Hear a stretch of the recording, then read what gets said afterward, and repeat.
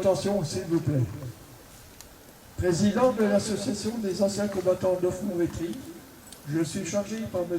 Karl, maire d'Offmont, d'annoncer l'ouverture de la cérémonie patriotique en hommage aux 20 résistants exécutés en ce lieu le 26 septembre 1944. Il souhaite la bienvenue à toute l'assistance et adresse ses remerciements aux personnalités ici présentes. M. Nury, secrétaire général de la préfecture. M. Florian Bouquet, président du conseil départemental. M. Cédric Perrin, sénateur. M. Florian Chauche, député. M. le capitaine Baudouin, représentant M. le colonel Debat. M. Jost André et l'association Aconard et ses porte-drapeaux. Madame et Messieurs les maires de Val-d'Oire et de Vitry, non, excusez-moi, Madame Séfis n'est pas là. Mesdames et Messieurs les maires et les adjoints des municipalités d'Anny d'Amigon et d'Arpenant, du même maquis du Chérimont. Ces remerciements s'adressent aussi à Messieurs et Mesdames des porte-drapeaux qui, en toutes circonstances, portent fièrement nos couleurs. Merci à M. Marc Etwiller, directeur de l'harmonie de Danjoutin et musicien, qui nous accompagne depuis de nombreuses années. Merci à Madame la directrice et Monsieur le directeur des écoles d'Offmont, leurs professeurs pour leur dévouement et leur Merci à messieurs les anciens combattants d'Offmont-Vitry. Merci à toute l'assistance.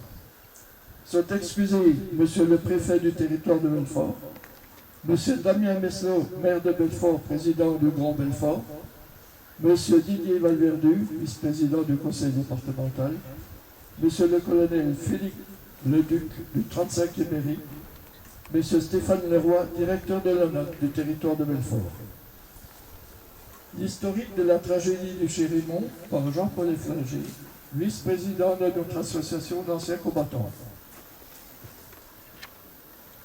La tragédie du maquis de Chérimont.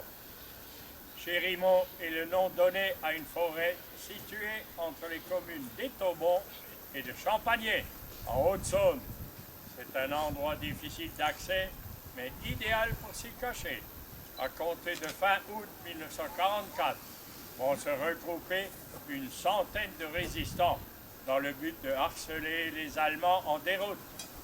Alors que les armées françaises et alliées progressent afin de reconquérir le pays, des actions de résistance sont mises en place.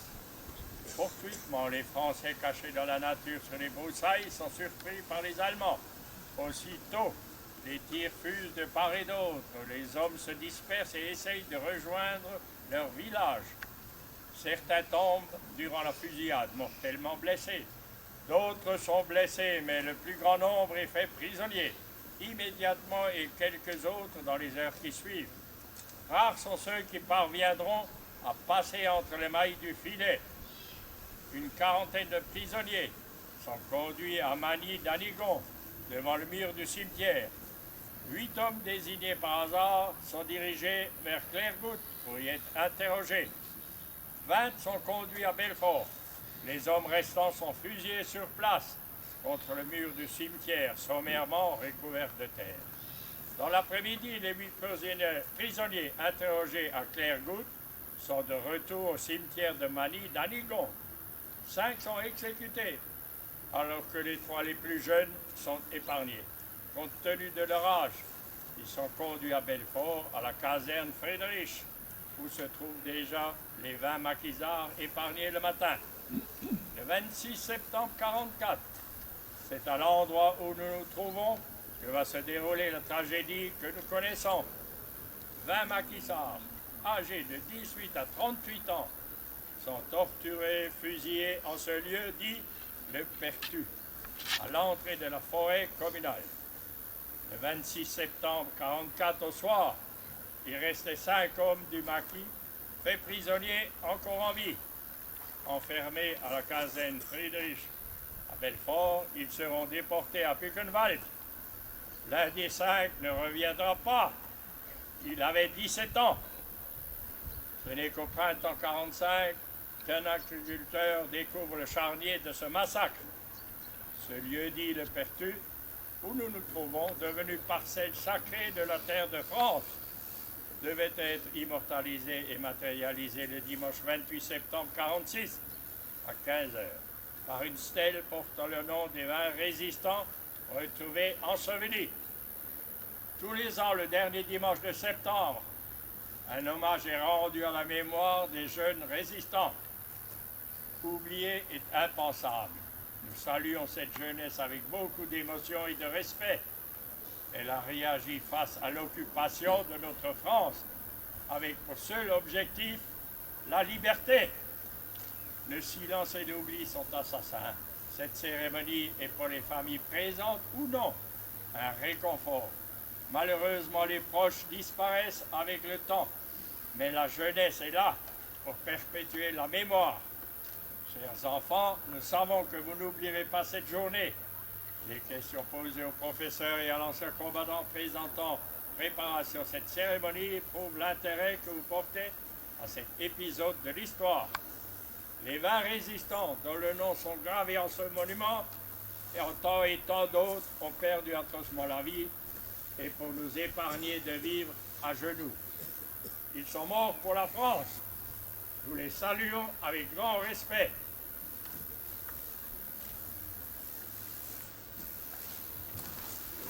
Place à la cérémonie sous le commandement du capitaine Baudouin. En pour Baudrier.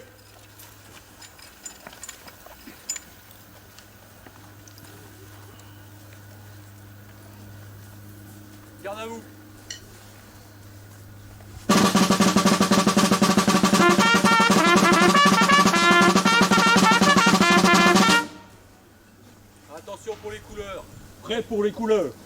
Envoyez.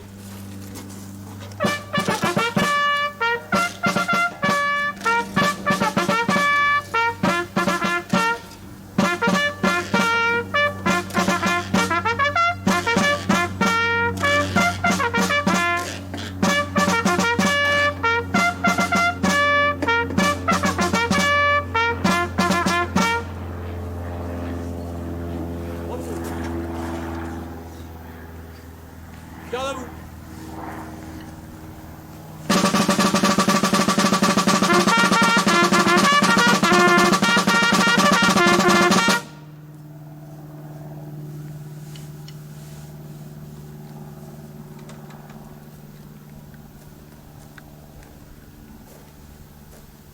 Dépôt de gerbe. Dépôt des gerbes par les familles.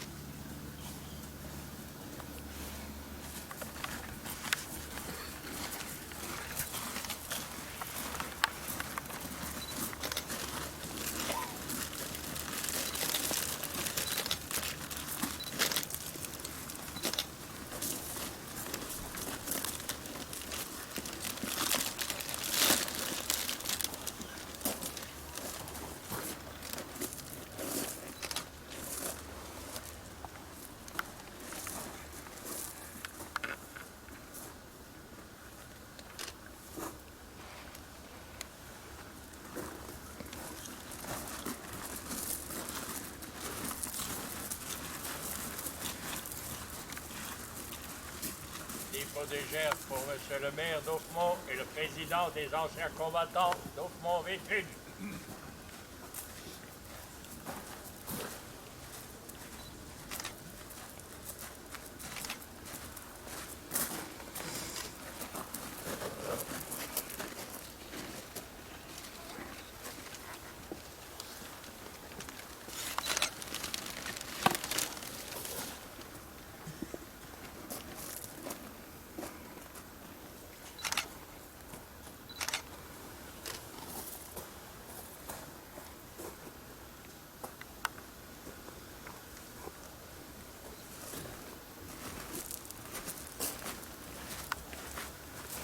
Monsieur Florian Bouquet, président du conseil départemental.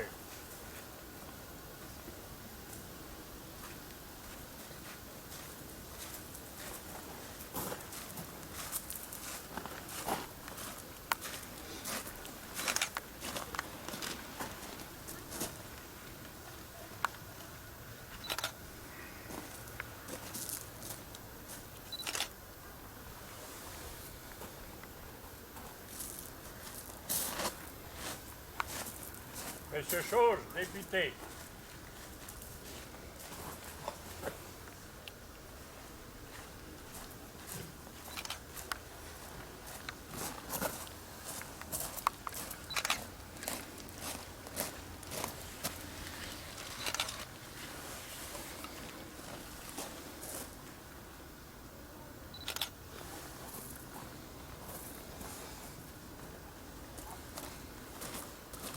Monsieur Dury, représentant Monsieur le préfet de Belfort.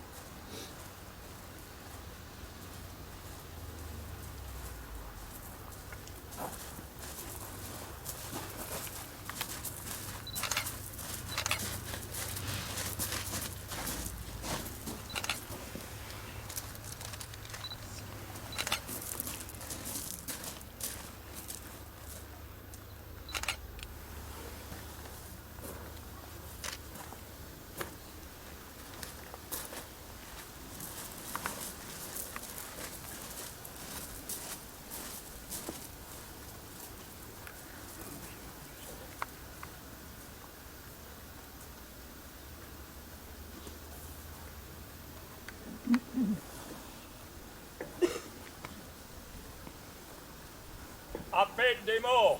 André Jean, 20 ans. Mort pour la France.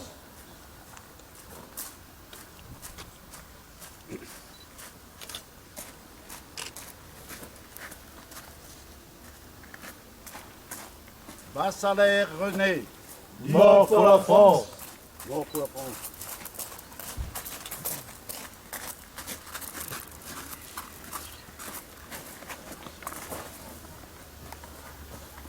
Blandin Émile. Mort pour la France.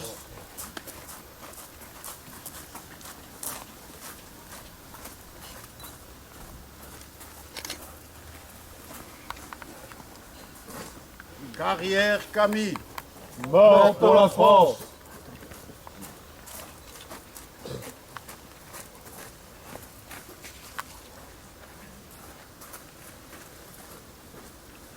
Chapuis Alfred, 24 ans. Mort pour la Mort pour la France. France.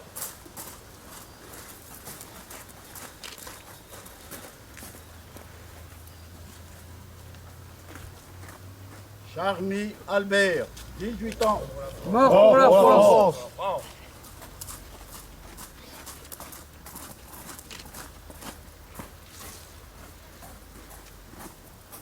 Daval Pierre, 31 ans. Mort pour la Mort pour la France. France.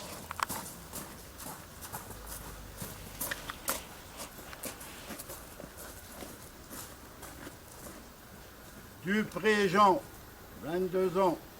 La France.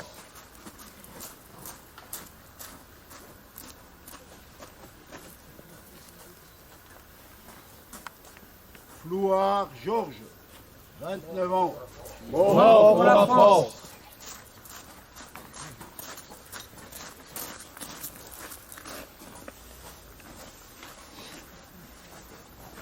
Gonquel Ernest, 38 ans. Mort pour la France.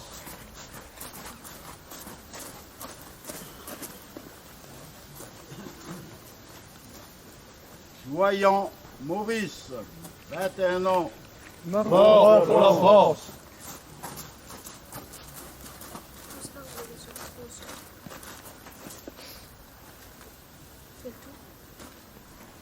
Juif Julien Lucien, 19 ans. Mort pour la France.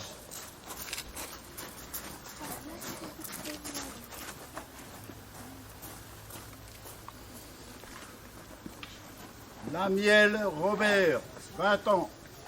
Mort pour la France.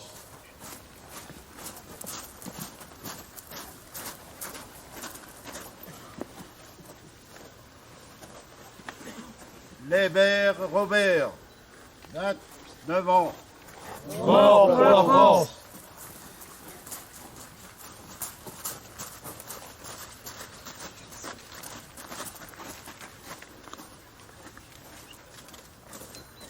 Mélard André, 19 ans. Mort pour la France.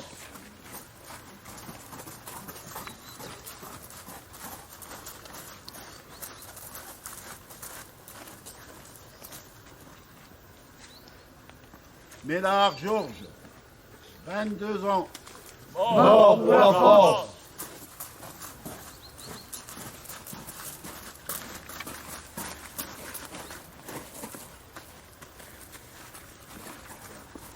Moussard Roland, 24 ans. Mort pour la France.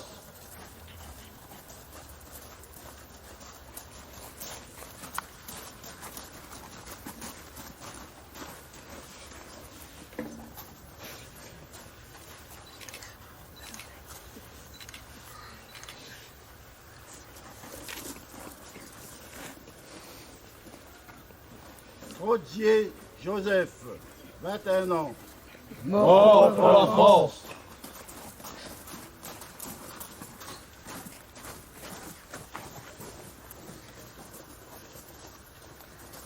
Baron Robert, 18 ans. Mort pour la France.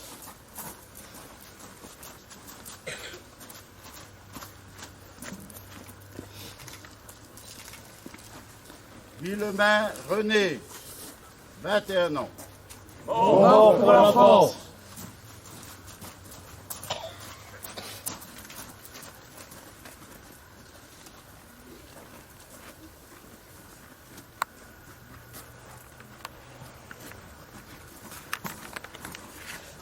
Bobo.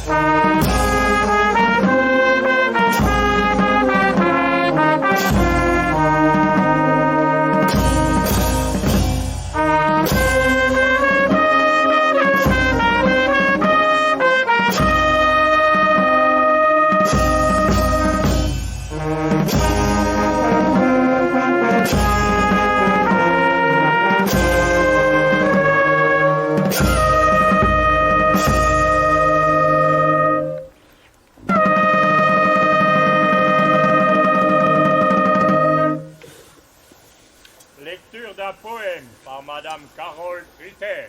En pâté. Maquisard. Par amour du pays et par haine du Boche, fuyant au fond des bois de l'esclavage allemand, nos vaillants petits gars, à l'âme sans reproche, ont formé le maquis, armé des partisans. Vivant comme des loups au creux de leur tanière, se tenant tout le jour et patrouillant la nuit, ils ont, par leur ardeur et leur valeur guerrière, reconquis notre sol et partout le beau fui. Ils sont là, pieds croisés, autour d'un feu brillant, chantonnant ou sifflant les mêmes ritournelles. Les uns tirent l'aiguille, d'autres, cessant le chant, s'enfoncent dans le rêve. Ce sont là des rebelles.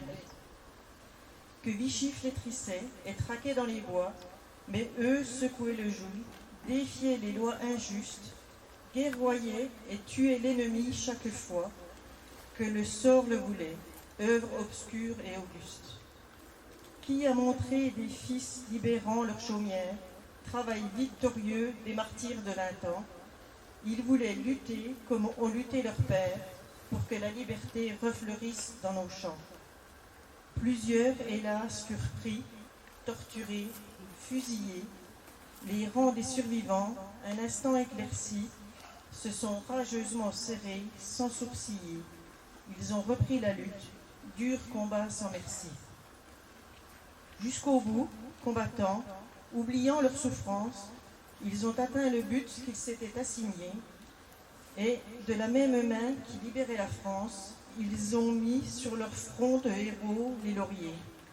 Honneur et gloire à vous, jeunes gars du maquis, vous qui saviez mourir pour sauver le pays.